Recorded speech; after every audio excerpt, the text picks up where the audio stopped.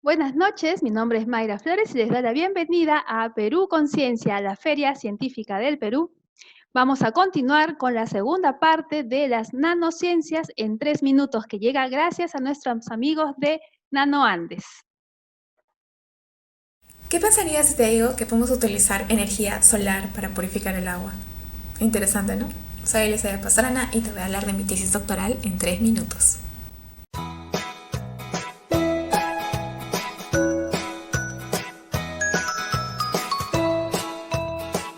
El agua es el constituyente más importante del organismo humano, por tanto, la contaminación de los recursos hídricos es un problema grave debido a su alto uso doméstico e industrial. La contaminación causada por la presencia de metales y metaloides es un gran problema ambiental, siendo su potabilización difícil y costosa. El cromo, mercurio, cadmio y arsénico son contaminantes prioritarios a nivel mundial. El arsénico se encuentra en el agua como especie disuelta debido a sus numerosas fuentes antropogénicas y naturales. Así, las especies más comunes son el arseniato y el arsenito. Este es el más móvil y de mayor toxicidad. Se estima que 200 millones de personas en el mundo están siendo afectadas. Un reciente estudio de agua potable reveló contaminación por arsénico en varios distritos del Perú. La fotocatálisis es usada para transformar energía solar en energía química. Cuando se iluminan materiales como semiconductores, estos pueden formar hidrógeno, degradar poluentes o absorber contaminantes.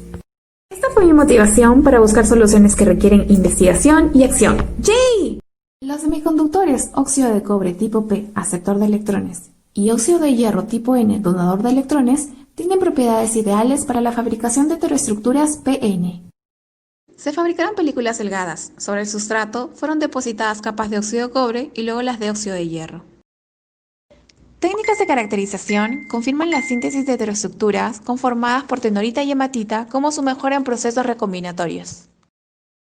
Una heteroestructura es la unión física y electrónica entre dos materiales en estado sólido.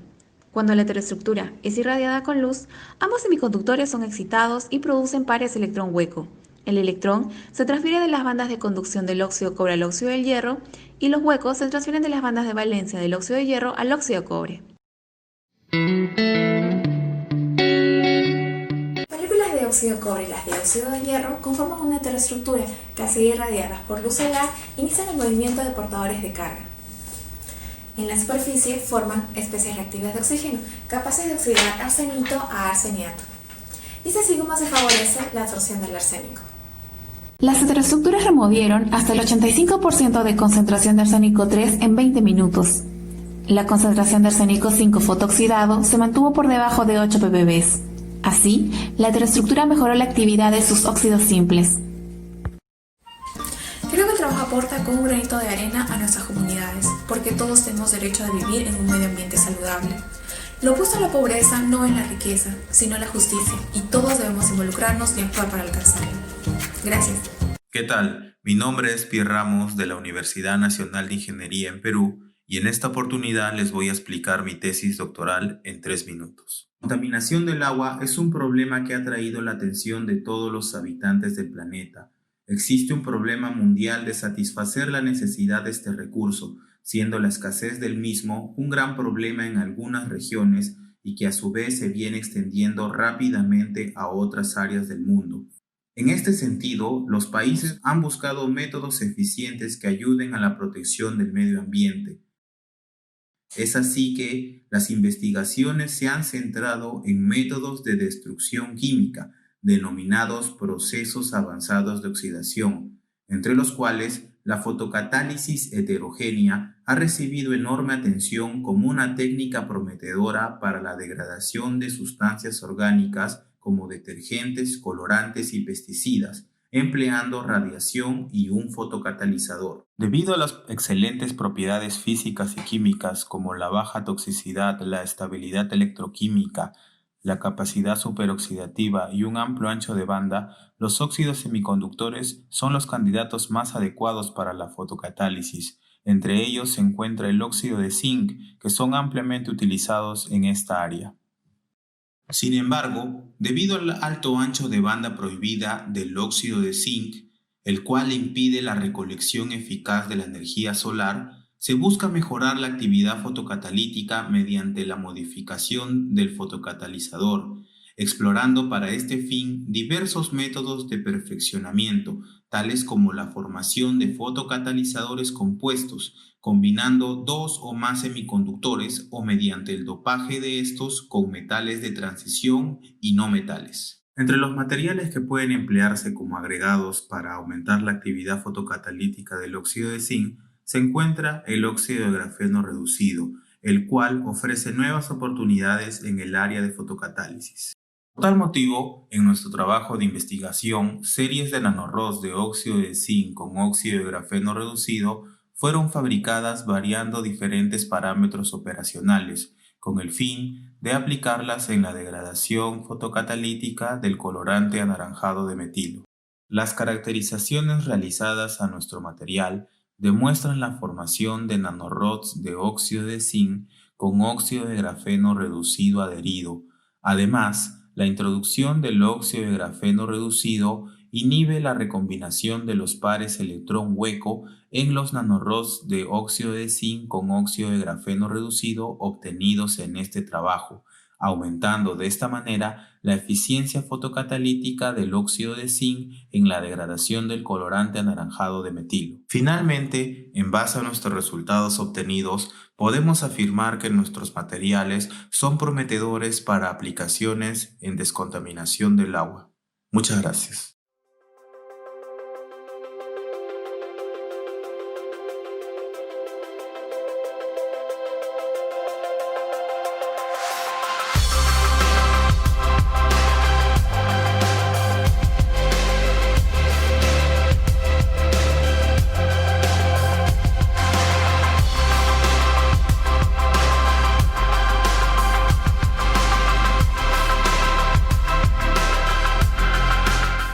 Hola, soy Alejandra Quispe Medina, trabajo en el área de Ciencia de Materiales, Catálisis y Petroquímica de la Universidad Mayor de San Andrés. Agradezco al Grupo Nano Andes por darme la oportunidad de poder mostrar mi trabajo de investigación, cuyo título tiene Estudio de la relación entre la cristaloquímica de las nanoestructuras en dos zeolitas naturales bolivianas con sus propiedades de absorción de iones amonio. Problema. No se dispone de una caracterización química y estructural de los depósitos geológicos de zeolita natural identificados en territorio boliviano. La ausencia de esta información impide que se puedan ver las potenciales propiedades como material absorbente de iones amonio. ¿Cómo resolvemos el problema?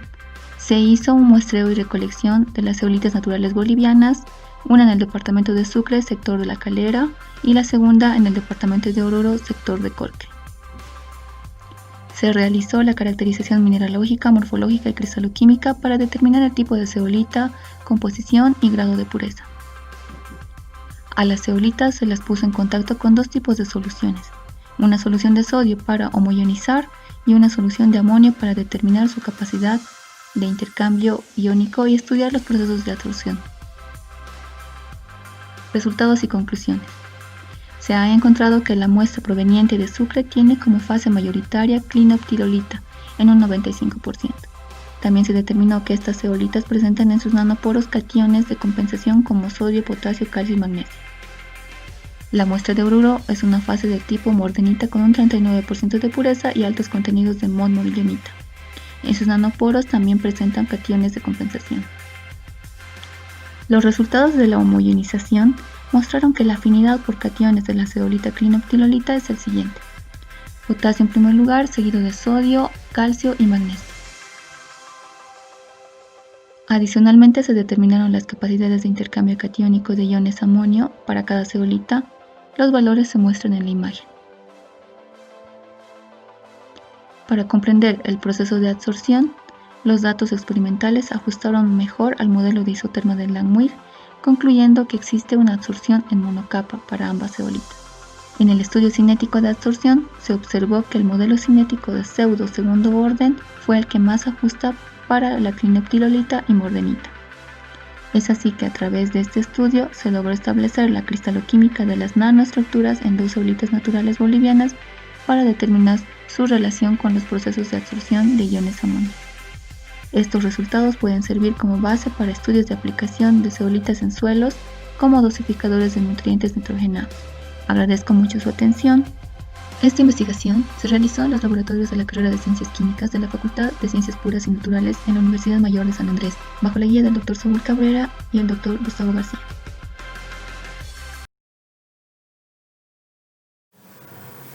Hola, mi nombre es Stephanie Soria Sánchez, egresada de Ingeniería en Nanotecnología de la Universidad de la Ciénega del Estado de Michoacán de Ocampo, en México. Actualmente estoy en proceso de obtención de mi grado desarrollando mi proyecto de tesis en el área de nanomateriales para aplicaciones biológicas, específicamente en el área de regeneración de tejidos y en la inhibición de microorganismos de importancia clínica. Mi interés en este tema fue porque identificamos en pacientes que la cicatrización de heridas y desarrollo de infecciones bacterianas era muy frecuente y que de no tratarse de forma adecuada, las bacterias presentaban resistencia a antibióticos convencionales.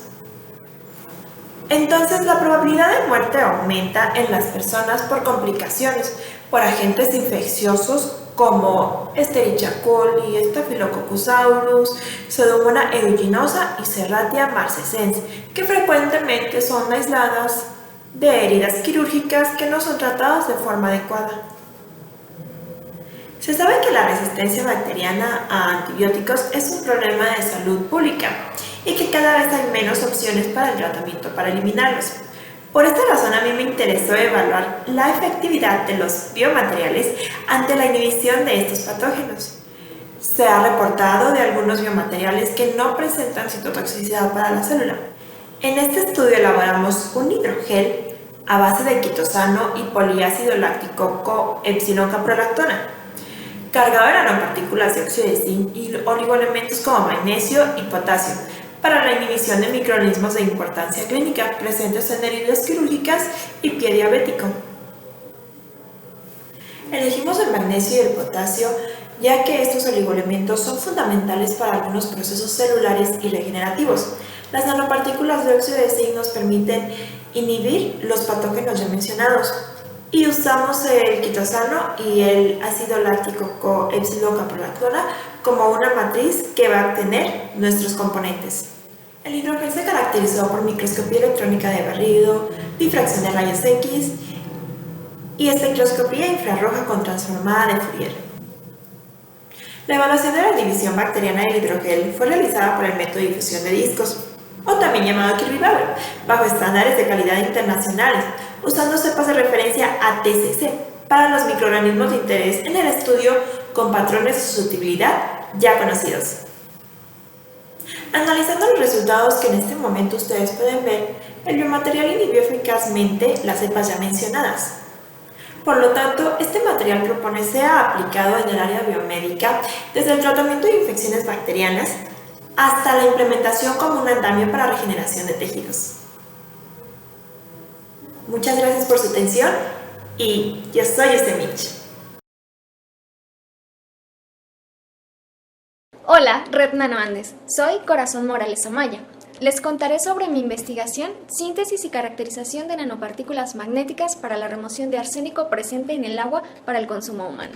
El aumento de arsénico en los mantos acuíferos de todo el mundo ha despertado gran interés. Solo en la República Mexicana los problemas derivados por el consumo de agua con arsénico en 21 estados son alarmantes, asociándose con el aumento de problemas neurológicos, alteraciones cardíacas, hepáticas, además es considerado un disruptor endocrino. Por ello, propusimos la síntesis de nanopartículas magnéticas, ferrita de cobalto, ferrita de manganeso y la ferrita de magnetita, con una mayor eficiencia en la remoción de arsénico como tratamiento alternativo, mejorando la calidad del agua.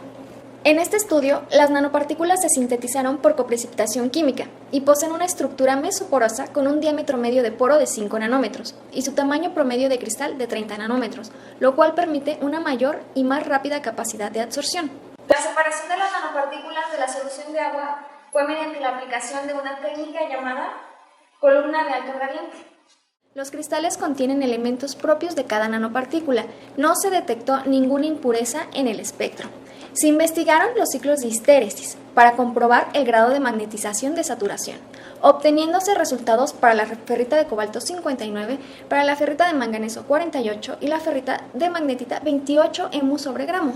La alta eficiencia y las excelentes capacidades de tolerancia al pH y a la interferencia de iones de competencia permitieron la remoción efectiva de arsénico de muestras de agua de los pozos del estado de Durango. Los materiales alcanzaron concentraciones finales de arsénico por debajo de los límites establecidos.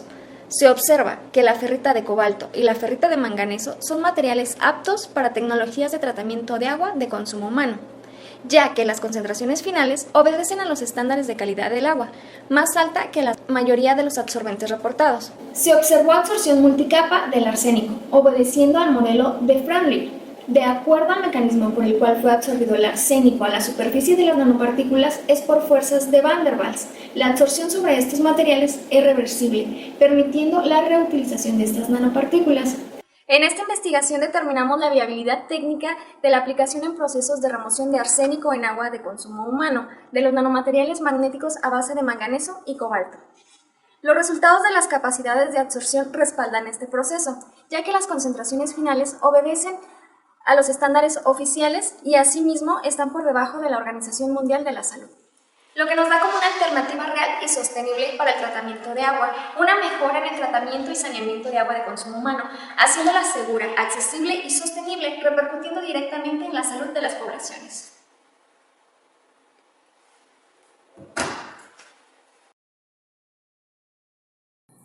Hola, ¿qué tal? Soy Diego Ona y trabajo en la Facultad de Ciencias Exactas y Naturales, en la Universidad de Buenos Aires, Argentina, y quería comentarles acerca del trabajo que estuvimos haciendo con unos colegas.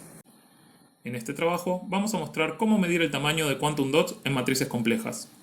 Este trabajo lo hice dentro del marco de la tesis doctoral. Como muchos saben, las propiedades de las nanopartículas semiconductoras dependen del tamaño, entonces es de rutina determinar el mismo cuando uno prepara nuevas nanopartículas. Sin embargo, el problema es que es sumamente difícil determinar el tamaño cuando las nanopartículas están dentro de un medio complejo. ¿Qué entendemos por medio complejo? Tenemos acá, por ejemplo, nanopartículas dentro de óxidos mesoporosos. Vemos una microscopía de transmisión electrónica donde se ven las nanopartículas como puntos brillantes dentro de la matriz que tiene un color grisáceo más oscuro.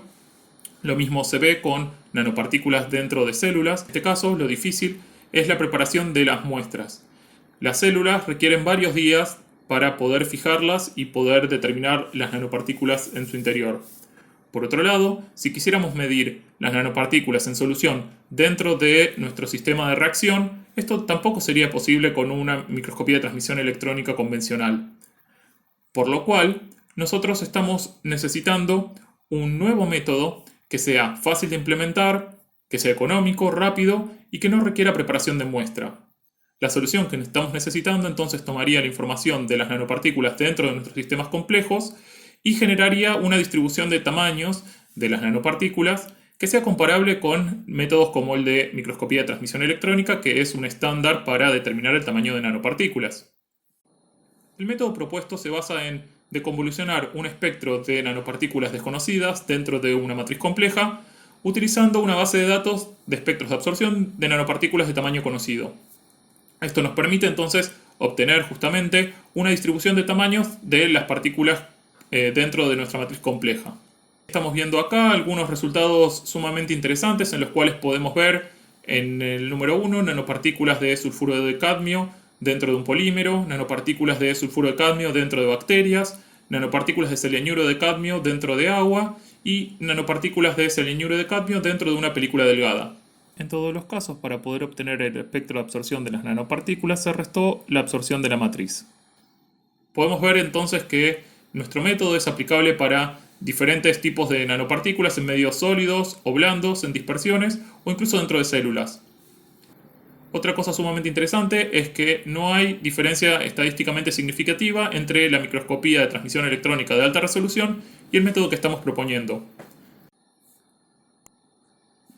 A modo de conclusión, quiero destacar que la distribución de diámetros por deconvolución es un método práctico para obtener la distribución de diámetros de nanopartículas semiconductoras en medios complejos. Es una excelente herramienta para la caracterización de rutina, ya que solo se necesita un espectro de absorción. Además, quería destacar que tenemos una aplicación web para facilitar la utilización de esta metodología para cualquier persona que esté interesada en usarla. Muchas gracias por la atención. Si tienen más interés de saber sobre nuestro trabajo, pueden verlo en la publicación que se está viendo en pantalla. Hola, mi nombre es María Gabriela Villamizar y pertenezco a la Facultad de Ciencias Químicas y Farmacéuticas de la Universidad de Chile. En esta oportunidad les hablaré un poco acerca del rol clave que tiene la capacidad de autoasociación de los fármacos para obtener nanopartículas poliméricas basadas en interacciones aromático-aromático, fármaco-polímero. De manera introductoria les quiero comentar que atrapar este tipo de fármacos hidrofílicos y de bajo peso molecular dentro de nanosistemas poliméricos representa un gran desafío, y esto se debe a la alta capacidad de interacción que tienen estos fármacos con el medio que los rodea. De esta manera, los sistemas generados en general presentan bajas eficiencias de asociación y una liberación que es muy rápida y muy descontrolada en el medio. En ese sentido, en los últimos años, nuestro grupo de investigación ha venido trabajando en una metodología que es bastante sencilla y que contempla la simple mezcla de dos soluciones acuosas, una que contiene el fármaco, otra que contiene el polímero, ambas de cargas complementarias y con grupos aromáticos dentro de su estructura. De esta manera se generan nanopartículas poliméricas que son bastante estables, que presentan una alta eficiencia de asociación y una alta carga de fármaco de aproximadamente el 50%, considerando que el único excipiente en esta formulación es el polímero aromático. En ese sentido, en esta investigación hemos querido abordar el efecto que tiene la capacidad de autoasociación de cada uno de estos fármacos. Y es que estos fármacos hidrofílicos y de bajo peso molecular tienen la capacidad de autoasociarse o de autoagregarse en soluciones acuosas. Y esto está ligado a una concentración de agregación crítica. Lo que pudimos observar durante esta investigación es que aquellos fármacos que presentan una mayor capacidad de autoasociación, es decir, que presentan una menor concentración de agregación crítica, pues van a necesitar una menor concentración de fármaco para poder formar la nanopartícula la nanopartícula deseada. Mientras que aquellos fármacos que presentan mayor concentración de agregación crítica, es decir, menor capacidad de autoasociación, pues necesitamos una mayor concentración de fármaco para poder conseguir las concentraciones ideales que den paso a la formación del nanosistema. Ahora bien, una vez que hemos generado las nanopartículas poliméricas, como podemos observar en la figura 1, los parámetros de diámetro hidrodinámico, de potencial Z y de concentración de partículas por ml tienen parámetros similares. Sin embargo, cuando tomamos estas nanopartículas y realizamos estudios de liberación in vitro, en este caso mediante diálisis convencional y ocupando el aparato de disolución USP4, lo que podemos observar es que estos fármacos que presentan menor concentración de agregación crítica, es decir, que tienen mayor capacidad de autoasociación, pues vamos a ver una liberación que es mucho más controlada y prolongada en el tiempo, en ambos medios de liberación. Mientras que aquellos fármacos que tienen mayor concentración de agregación, pues vamos a ver que tenemos una liberación que es mucho más rápida y descontrolada en el medio. De esta manera podemos representar un esquema que a menor concentración de agregación crítica vamos a tener nanopartículas que son más compactas, que son más estables, donde la nanopartícula va a tener una hidratación que es progresiva y una liberación prolongada, mientras que a mayor concentración de agregación crítica, pues vamos a llegar a una hidratación total del sistema, donde tendremos una liberación completa. Esta información que les acabo de dar podría o puede generar las bases para desarrollar de manera racional futuros nanomedicamentos. Muchas gracias. Hola a todos, mi nombre es Waihon Chou Kam y soy estudiante del doctorado en Ciencias Farmacéuticas de la Universidad de Chile, y hoy día les vengo a presentar este trabajo titulado como Películas mucoadhesivas impresas con micelas de núcleo lipídico como sistema de entrega de medicamentos por vía bucal. Por lo tanto, como primer objetivo es justamente la elaboración de estos vehículos lipídicos que son micelas mediante la asociación de moléculas de carácter lipídica con una molécula fluorescente, en este caso rodamina 1,2,3, como molécula modelo de fármacos de baja solubilidad acuosa. Una vez hechas estas micelas, se las caracteriza en forma físico-química, se le evalúa los ensayos de liberación de rodamina en condiciones in vitro y posterior a ello se los dispone en películas con capacidad adhesiva sobre las mucosas mediante la inyección térmica de tinta, y se evalúa justamente el grado de permeación bucal mediante la utilización de mejillas de cerdo como emulando las condiciones fisiológicas de un humano. Por lo tanto, los principales resultados es que estas micelas de núcleo lipídico obtuvieron un rango nanométrico de tamaño, aproximadamente 26 nanómetros, con una alta eficiencia de asociación, es decir, que cerca de un 98% de las partículas de rodamina agregada fueron capaces de formar estas micelas cargadas. Una vez hecho esto, se le evaluó la liberación de estas micelas a 37 grados Celsius y temperatura ambiente, obteniéndose una liberación aún más significativa o mayor en 37 grados Celsius, que es la temperatura fisiológica, a 24 horas, alcanzando más o menos un 21% y 25% a 72 horas. ¿Qué quiere decir esto? Que estas micelas sirven como plataforma de liberación controlada o sostenida en el tiempo de los fármacos. Una vez hecho esto, se disponen de estas micelas en las películas, en este caso elaboradas con el polímero hidroxipropilmetilcelulosa, que tiene características adhesivas a las mucosas, y se obtuvo que justamente estas micelas dispuestas en estas películas permeaban, es decir, atravesaban la mucosa bucal en mayor cuantía y mayor significancia en comparación con las micelas libres en suspensión, como también rodamina libre en solución. Por lo tanto, la principal conclusión es que justamente estas películas mucoadhesivas sirven como plataforma para la administración de medicamentos o incluso sistemas micelares, en este caso, con medicamentos de baja solubilidad acuosa a través de la vía bucal como alternativa a la ruta oral convencional. Muchas gracias.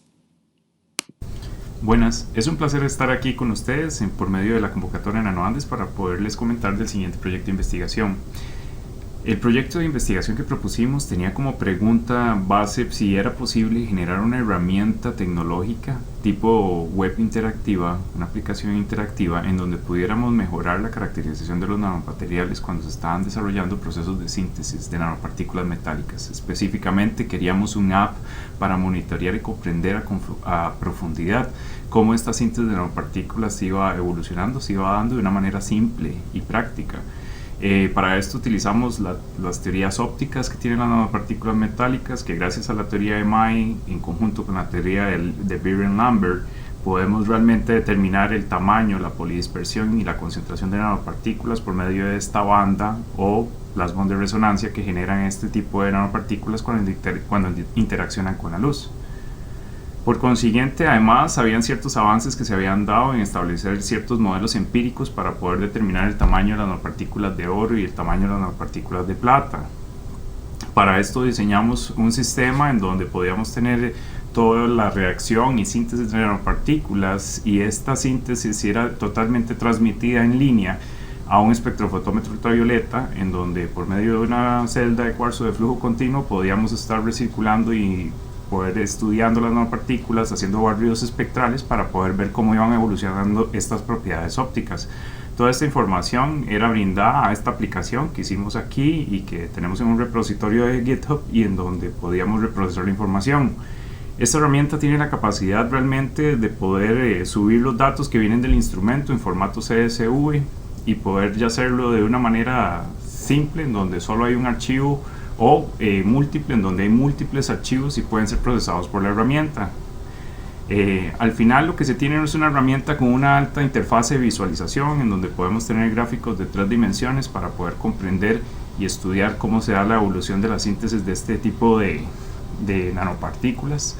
Tenemos gráficas de 2 dimensiones en donde podemos ver zonas metaestables, desestabilizaciones, agregaciones, aglomeraciones y zonas relevantes a nivel de los espectros de absorción de este tipo de nanopartículas y este tipo de análisis espectroquímico de nanopartículas. También podemos tener los gráficos individuales de las bandas SPR, podemos tener un solapamiento de los múltiples SPR que tenemos en el análisis para poder compararlos y poder ver tendencias. Y finalmente, para poder hacer como un estudio como una manera de poner a prueba todo lo que habíamos diseñado, hicimos una síntesis de nanopartículas de plata que no estaban recubiertas con ningún estabilizante y que por consiguiente iban a tener un proceso de agregación o aglomeración al final del periodo de monitoreo. Bueno, todo esto y más pueden ser consultados en este artículo científico, los invitamos a verlos y queremos agradecer a Nanociencia, a la convocatoria NanoAndes 2020 para poder presentar esta investigación. Muchas gracias. A continuación les voy a hablar del estudio de propiedades mecánicas y magnéticas por difracción en rayos X y espectroscopía Mohs de la aleación hierro-aluminio. Entonces, nosotros, ¿qué preguntas nos formulamos? Estas aleaciones hierro-aluminio son útiles para qué campos. Entonces, según lo que analizamos, lo que investigamos son útiles en los campos de la automotriz, de la aviación, en la utilización de turbinas de aviones y en regiones ricas en hierro. Estas propiedades, estas aleaciones son usadas como materiales magnéticos blandos o materiales magnéticos duros, ¿no? Entonces, dependiendo de la concentración que tenga de aluminio y de hierro, nosotros podemos distribuir las aplicaciones. Pero lo primero que hicimos, ¿cómo intentamos resolver este problema? Primero nosotros sintetizamos las muestras por la técnica de horno de arco, como se puede ver en los pasos, ¿no? En el cual nosotros sintetizamos en un ambiente de argón las aleaciones de hierro-aluminio, ¿no? Y al final nosotros, obviamente, le hacemos el tratamiento térmico respectivo para luego limarlos y obtener las muestras. Luego estas muestras pasamos a la técnica de molienda mecánica, en la cual nos estructuramos las muestras y obtenemos los granos más pequeños. ¿Está bien? Reducimos el tamaño de grano y también, por lo tanto, vamos a reducir el orden de los átomos locales de los átomos de hierro y aluminio. Entonces, ahora luego nosotros pasamos a la caracterización por difracción rayos X para saber si es un material magnético blando o duro, ¿no? O ver si es un material con aplicaciones mecánicas. Entonces, por difracción rayos X yo sé que es una estructura cúbica, donde tengo átomos de hierro y aluminio. Pero por espectroscopía Mohs yo sé con exactitud en qué posición están los átomos de hierro y en qué posición están los átomos de aluminio, como se puede ver en la figura. Luego nosotros pasamos al análisis, por último, de las tres concentraciones y puedo observar que para la concentración hierro 75, aluminio 25, voy a tener granos de distribución hierro-aluminio, ¿no? Una distribución rica en hierro, granos de singlete, granos de doblete. Estos singletes y dobletes significa que tengo granos con hierro altamente rodeados por átomos de aluminio. Y la formación de la camaguemita, hierro 2 o 3, aluminio. Debido a la complejidad de la técnica de mecanosíntesis, no se pudo evitar la oxidación. Entonces tengo esta cantidad de granos. Para la composición intermedia de hierro 50, aluminio 50, voy a obtener granos de singlete, granos de doblete, quiere decir granos altamente con átomos de aluminio, ¿no? Una distribución hierro-aluminio, donde tengo una cantidad de átomos de hierro mayor que átomos de aluminio, y la formación de la gamaguemita. Mientras que granos de estos tipos. Mientras para la concentración de aluminio, hierro 25, aluminio 75, se obtiene granos de hierro-aluminio y granos de intermetálico aluminio 13, hierro 4. Esos fueron los videos de Nanociencia en 3 minutos organizado por NanoAndes. Es el concurso que ha organizado NanoAndes para promover que sus investigadores puedan comunicar la ciencia en un lenguaje sencillo y en solo 3 minutos. Así que muchas gracias a NanoAndes por haber organizado esta actividad. Los invitamos a que visiten los 63 stands de Perú Conciencia, donde pueden encontrar los proyectos de investigación de las principales instituciones de investigación del Perú y de los países invitados, y también los más de 80 proyectos del concurso Eureka, la Feria Nacional Escolar de Ciencia y Tecnología, que compiten los estudiantes de todas las regiones del Perú por ser el ganador nacional y representar al Perú en concursos internacionales. Así que hay mucho contenido todavía para visitar en Perú Conciencia. Con el auditorio nos despedimos y los esperamos mañana a partir de las 9.